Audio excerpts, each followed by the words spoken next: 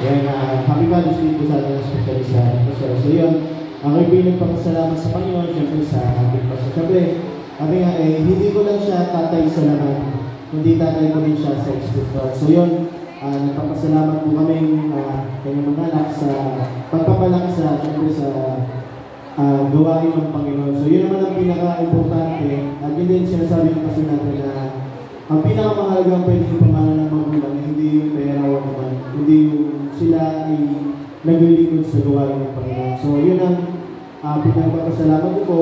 And then sa mga bagay na halimbawa, katulad sa simbahan, kahit paano tayo po ay pinagkakatiwalaan na rin ng magturo, mag-lead, at gano'n. So yun ang isang pinagpapasalamat ko sa Panginoon na tayo ay nagiging katuwang din ng pastor natin.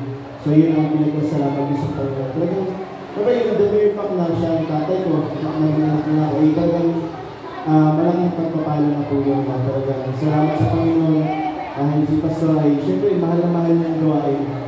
So yun naman ang pinaka-pinag-share ng puso namin dahil laging unuuna ng pastor natin o ng tatay ko yung gawain ng Panginoon. So yun ang pinaka-pinagpapasalamat ko po sa Panginoon. And siyempre sa mga tatay rin sa simbahan dito ay maging matutag kayo sa gawain ng Panginoon.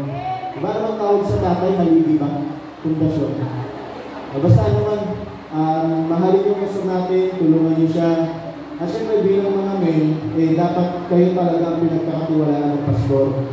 So ang prayer ko lang is maging tapat kayo sa Panginoon, sa ating pastor. At one day, gusto ko rin makita, halimbawa, di ba, kayo naman ang sundilan dito, kayo naman ang MC, at kung pwede rin, mapagtitiwalaan kayo ng pastor natin pagdating sa mga video. So yun, maging matatagal kayo, patuloy sa Panginoon at mag-aaral tayo ng Bible. Sama-sama tayo magbubul sa Panginoon.